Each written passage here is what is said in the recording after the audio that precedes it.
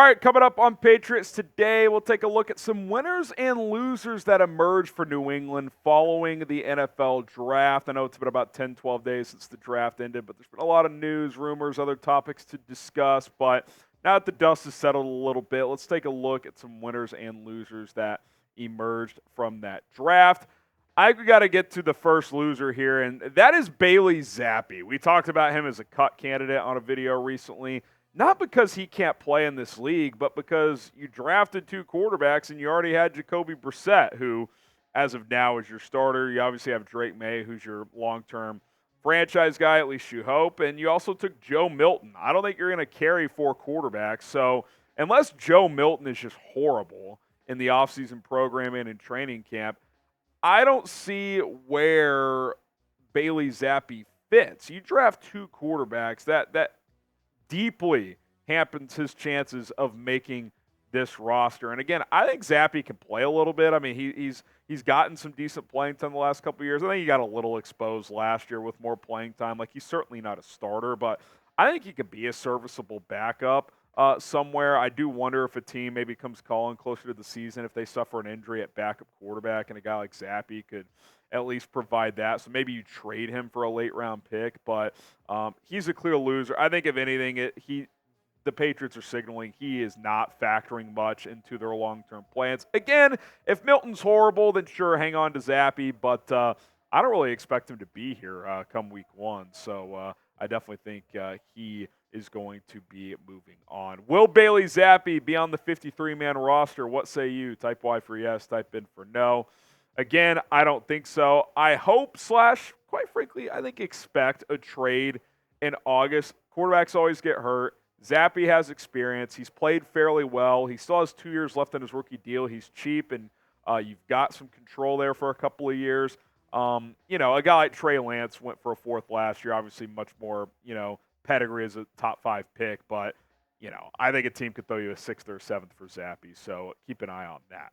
Okay, next up here is Drake Maye. Now, for the most part, we're focusing on non-rookies, but I think they drafted Maye, and then they did really good things after drafting Drake Maye. And what I mean by that is they're trying to commit to him. They're trying to help him as much as they can, because that is not something they did very well with Mac Jones. I mean, think about the players just in the draft that the Patriots added. They added Jalen Polk. They added Caedan Wallace.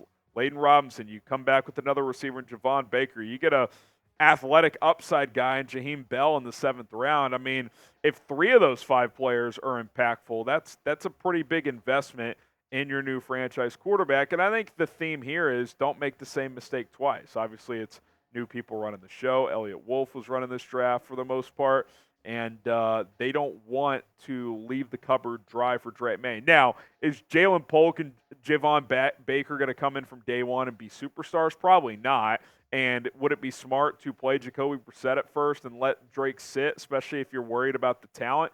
Yeah, I think that would be smart. But you're starting to give him pieces early, and you need to do that. Get him some guys he can grow with.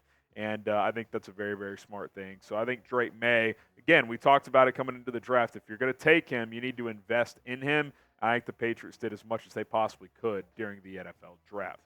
All right, guys, we continue to grow here at Patriots Today. We're over halfway to 12,000, between 11 and 12. Help us out. Hit that subscribe button if you haven't, with the latest Patriots news, rumors, more content. We'll continue this kind of GM search situation as they've completed some interviews. Just give Elliott Wolf the job already. Subscribe today. We will continue to break it all down. Okay, loser, Juju Smith-Schuster, kind of for the same reasons as Bailey Zappe, not because he can't play at all, although he did not look the same last year, more so because where does he fit? I mean, Kendrick Bourne, Jalen Polk, Demario Douglas, and Javon Baker are on this team. That's 4 guys already. They like Jalen Reagor as a special teams guy. KJ Osborne's younger, has more speed. Kayshon Boutte, young player. Tyquan Thornton, young and fast player. Like, you could argue out of your top 9, cutting Juju makes the obvious obvious decision out of all those guys. Juju's going to be gone. Not because he's not necessarily a top 5 or 6 guy on this roster. Like, I personally think Juju is better than Tyquan Thornton. But if he's not a starter, what's the point? He's not going to play on special teams. He's not going to get you big plays. He doesn't have that speed. and go younger. Go younger at the position here. You bring in Polk, you bring in Baker, get these guys on the field and see what they can do. Like that's what I want to see happen with this New England offense. And again, if that means sitting Drake at first and letting Brissett play with these young guys and working the kinks, that is perfectly fine. But I don't see where Juju fits. He's wide receiver 6 probably at best. Where he told you about the 4 locks, and again, I think Rager's making this team. So I think Juju's in trouble, and I think he likely will get cut. Maybe some team throws you a late-round pick, but I doubt it. What do you think? Will Juju get cut or traded? Type C for cut or T for trade.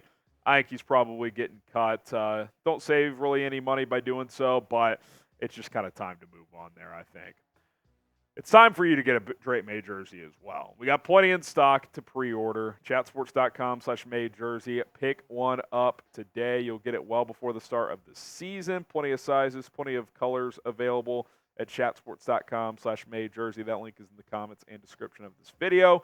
Click and shop today. Get yourself a jersey of the new franchise quarterback.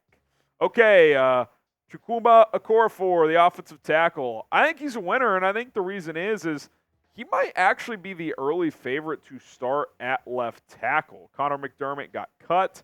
You have Vidarian Lowe, but he's not very good. And you drafted Caedan Wallace, who was a good college right tackle, but he's never played left tackle.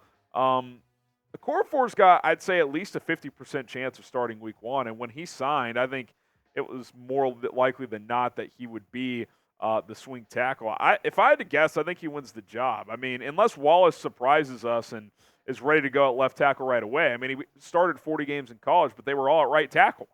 And it's not like he was a star at right tackle. So this isn't, a Joe Alt situation where, the Chargers move into right tackle. They feel like that's a seamless transition for a high level player. I bet Okorafor starts week 1 and maybe even starts the whole year. Maybe Wallace is your swing tackle. So keep an eye on that. But he was definitely a big winner when the Patriots didn't get one of those left tackles early. And then final winner is you guys, Patriots fans. Listen, this was an exciting draft. It was fun. You got Drake Maye. You got him a couple of weapons.